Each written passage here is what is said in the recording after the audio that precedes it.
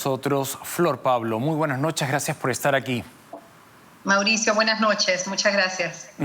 ¿Cómo reforzamos esta presencialidad que empieza de lunes a viernes? El lunes lo acaba de anunciar el ministro de Educación, pero no se trata de volver de lunes a viernes en un plan donde no se está, me parece, atendiendo la deteriorada salud emocional de la población escolar producto de la pandemia. Mencionó el ministro a un psicólogo por UGEL. ¿Cuántos alumnos tendría que evaluar ese psicólogo? ¿Cuántos alumnos pertenecen a una UGEL?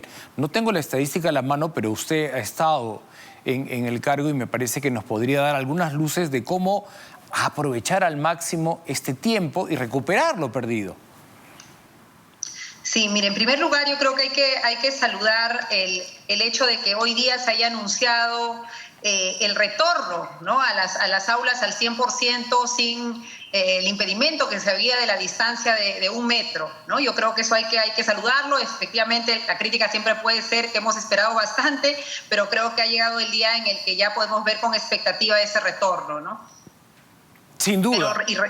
Y respecto al tema de los psicólogos, efectivamente es importante poner el tema de la salud mental, de la salud socioemocional, de la convivencia, de cómo se va a afrontar.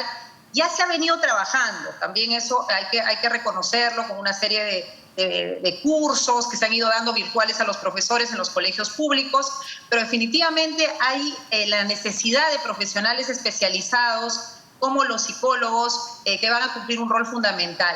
Ahí es importante saber en realidad que la estrategia del Ministerio de Educación sola no va a permitir llegar a todas las escuelas. Sí, hay la ley que dice un psicólogo por colegio, pero lamentablemente en las escuelas no se ha logrado el tener un psicólogo por colegio. Lo que hay son equipos itinerantes en las UGELs, que permite atender a un número de colegios que igual es insuficiente. Entonces lo que hay que hacer es articular con el Ministerio de Salud. El Ministerio de Salud tiene centros de atención para la salud mental comunitaria a nivel nacional, los centros de salud. Entonces lo que tenemos, así como en los casos de violencia, hay un sistema de atención multisectorial donde uno puede hacer la derivación de los casos y trabajar articuladamente entre los sectores. Eso se necesita hacer con el tema de la salud mental y asumir que es un tema de emergencia, ¿no? No es un tema accesorio. Así como nos ponemos alertas con el tema de infraestructura, hay que ponernos alerta con el tema de la salud mental de los estudiantes, de los maestros, de los adultos que están en la escuela y de las familias. Pero también, ojo, aquí hay otro elemento de emergencia, Mauricio, que quisiera compartir contigo, y es el tema de la alimentación. Una primera meta creo que se ha logrado. Vamos a volver al 100% en los colegios. Lo siguiente que hay que ver es la atención de la salud mental. Muy bien. Lo siguiente, inmediatamente, ni siquiera es que en un orden de prioridad, la misma prioridad es la alimentación. Lamentablemente, por toda esta situación económica que estamos viviendo, entre la alza de precios, la falta de empleo, los niños, niñas y adolescentes vienen de hogares que no pueden cubrir una alimentación básica. Entonces tenemos que asegurar que los colegios vuelvan el programa Caliguar, no por entrega de paquetes como se estaba haciendo ahora, sino que den efectivamente el desayuno. Y de verdad yo pediría que no solamente sea un alimento al día, sino se implemente los 2 alimentos por lo menos, y no solo a la primaria y a la educación inicial como se hace ahora, y a muy poquitas secundarias, sino a todas las secundarias. Tenemos que asegurar la alimentación de nuestros niños, niñas y adolescentes. Creo que ese es un elemento importante. Yo escuchaba al ministro, el ministro decía, efectivamente, me toca un tiempo complicado, ¿no? Y nos pedía un poco a los que hemos estado antes esta actitud proactiva. Bueno, creo que sería bueno, yo acá también públicamente, decirle que nos convoque a los exministros, que creo que varios hemos estado en encuentros, en reuniones, dando aportes. Creo que sería bueno que nos escuche y construyamos juntos esas alternativas también en base a la experiencia. Creo que no podemos pedir aquello que siendo una brecha estructural de la noche a la mañana va a transformarse. Creo que esa no es la expectativa, pero sí hay cosas que se pueden hacer como estas que estoy señalando, que son muy concretas. E insistir en el trabajo con otros ministerios como el de Transportes y Comunicaciones para que esta brecha enorme digital entre una región y otra se vaya acortando también. no puede el ministerio autónomamente resolver todo. Creo que si no trabajan de la mano con otros ministerios, y eso es lo que no se siente en este gabinete, una armonía, una conexión, un solo discurso. Cada uno sale con su historia, pero no me quiero detener en el gabinete y en este anuncio importantísimo que finalmente hemos logrado la presencialidad, sino abordar dos temas más en el poco tiempo que nos queda. Ya se disculpó el presidente del Consejo de Ministros por el exabrupto y descalificar al cardenal Barreto, como lo hizo dentro de la entrevista, que inmediatamente generó la condena masiva de instituciones, de la sociedad civil. Era innecesario adjetivar de esa manera, muy hiriente y fuera de contexto, pero ya él mismo se ha disculpado. En curso había una suerte de interpelación, corrían firmas para llamarlo por un sinnúmero de temas.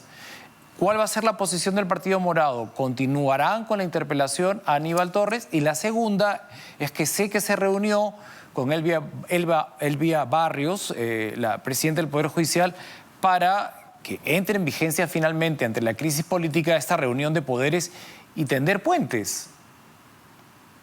Mauricio, solamente sobre el tema del retorno, un énfasis que quisiera también poner, sí. No solamente los colegios, también los institutos y las universidades tienen que volver a la presencialidad. Y ahí efectivamente las universidades tienen una autonomía, pero ya al quitarse el tema del distanciamiento, de la distancia de 1 metro, creo que tienen todas las condiciones para poder hacerlo, y los institutos sí están en la facultad del Ministerio de Educación, que tendrían que tomar las mismas disposiciones de una vuelta al retorno inmediato. Y sobre esta interpelación que hemos planteado al Premier, efectivamente nosotros planteamos una interpelación más allá de los exabruptos y de verdad lamentables declaraciones con calificativos que no corresponden, ¿no?, a una figura de Premier respecto a una figura como el cardenal, como Monseñor Barreto, que con su mejor disposición ha ido a ofrecer sus buenos oficios para encontrar una salida a esta crisis, y que reciba calificativos de esa naturaleza realmente los rechazamos totalmente, y creo que las disculpas no terminan de sanar la ofensa. Lo que nosotros hemos planteado es una interpelación respecto a un tema muy concreto. El día 5 de abril nos mandaron a un encierro a más de 9 millones de ciudadanos de Lima, Metropolitana y el Callao. Eso en un Estado de Derecho, en una democracia, requiere una explicación. Porque de pronto, de la noche a la mañana, alguien decide que nos encierra a todos, nos quita nuestra libertad de ir a trabajar, nuestra libertad de acceder a nuestros servicios básicos, nuestra libertad de transitar en la ciudad. Eso es grave. Nosotros consideramos esa restricción de libertades, de derechos a los ciudadanos, tienen que ser explicados. El Premier ha señalado que habían informes de inteligencia, de seguridad, que sustentaron esa decisión. Bueno, yo le he pedido formalmente, mediante oficio, que nos haga llegar esa información, y no ha llegado ninguna información hasta el momento, cuando el Ejecutivo tiene la responsabilidad de responder ante el pedido de información. Entonces, nosotros estamos planteando la interpelación a que venga el Premier, a que nos explique, y vamos a escuchar atentamente y esperamos que nos dé las explicaciones de ese tema, así como nos señale cómo van las investigaciones de las lamentables muertes que hemos tenido en esos días de varios compatriotas, producto de la convulsión social que hemos vivido en esas semanas. Ahora, el tema de Elvia Barrios, que participó en esta reunión para tender puentes y salir de la crisis política.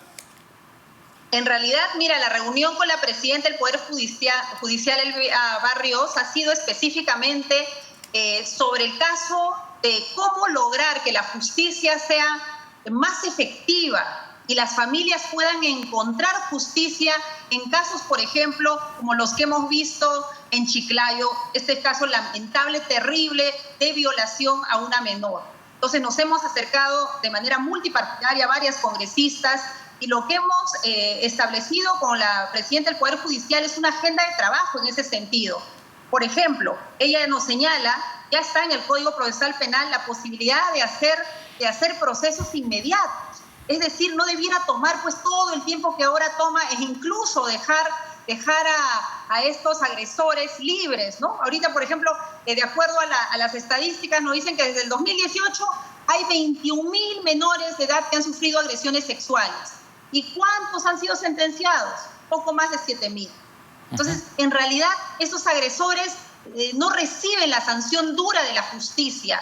Entonces, nos hemos acercado con ese interés y hemos quedado en 2 puntos concretos. Uno, apoyar en el proyecto de ley que ya está presentado respecto a la justicia itinerante, es decir, acceder a la justicia, que puedan acceder las comunidades más alejadas del país.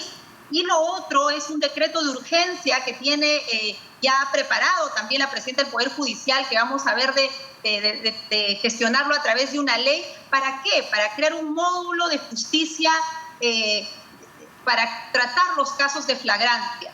Nos contaba la presidenta del Poder Judicial que en países, acá nomás, como Ecuador, en 8 horas se sentencia a violadores y se les manda a la pena máxima.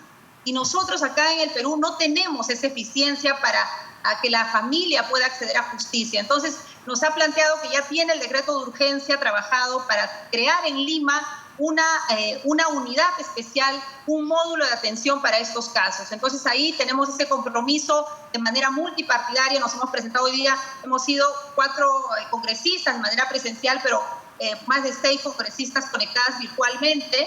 Ese ha sido nuestro principal interés. ¿Cómo ayudamos a que las familias puedan encontrar justicia inmediata y estos agresores puedan tener la máxima pena?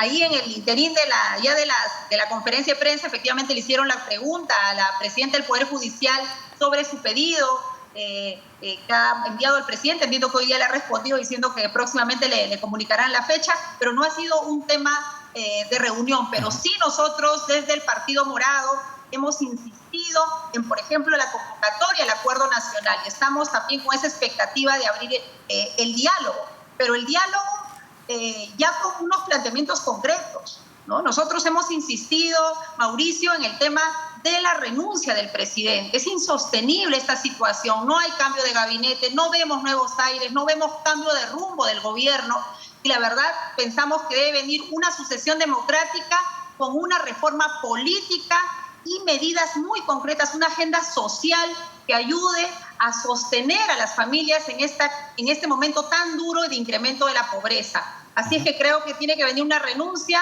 con una sucesión democrática, con reformas y un paquete de una agenda social donde haya trabajo, salud, educación y medidas muy concretas que permita que la gente más vulnerable, los ciudadanos, los compatriotas de las zonas más empobrecidas del país no paguen la factura más alta que nos está generando esta crisis política, esta crisis económica. Muchas gracias, congresista, por acompañarnos esta noche. Hasta una próxima oportunidad. Muchísimas gracias, Mauricio. Gracias a ustedes también por acompañarnos. Hasta el día de mañana.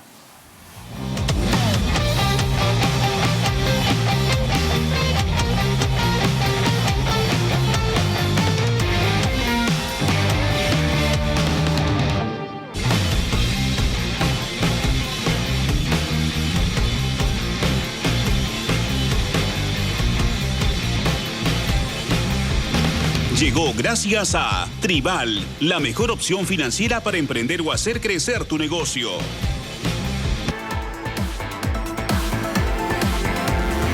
Titulares en RPP. En RPP Televisión, el ministro de Educación, Rosendo Serna, confirmó que desde este lunes 25 de abril las clases escolares en el país se desarrollarán en forma normal, eliminándose todas las restricciones. El ministro de Justicia, Félix Chero, anunció la aprobación del proyecto de ley de castración química para los violadores. La medida no aplicará para aquellos que tengan una condena de cadena perpetua.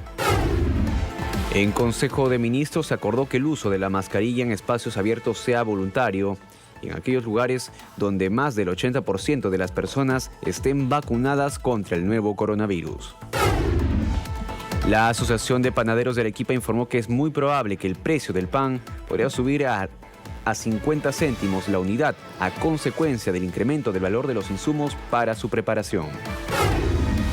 Un sismo de magnitud 4 se registró esta noche en Tacna, con epicentro a 107 kilómetros al suroeste de la localidad y provincia de Tacna, informó el Instituto Geofísico del Perú.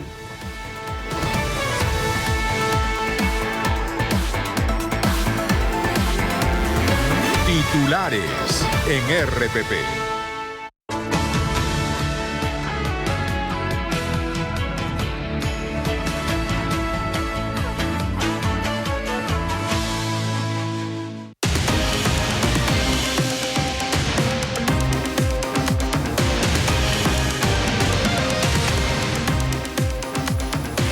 ¿Qué tal? ¿Cómo están? Soy Valeria Fuertes y aquí empieza una nueva edición de Central de Informaciones. Vamos a iniciar esta jornada de noticias con información en vivo.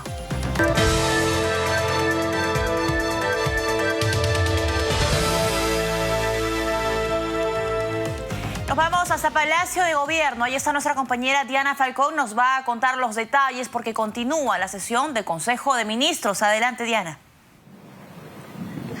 Valeria, ¿cómo estás? Buenas tardes. Así es, la sesión del Consejo de Ministros lleva este día por más de 5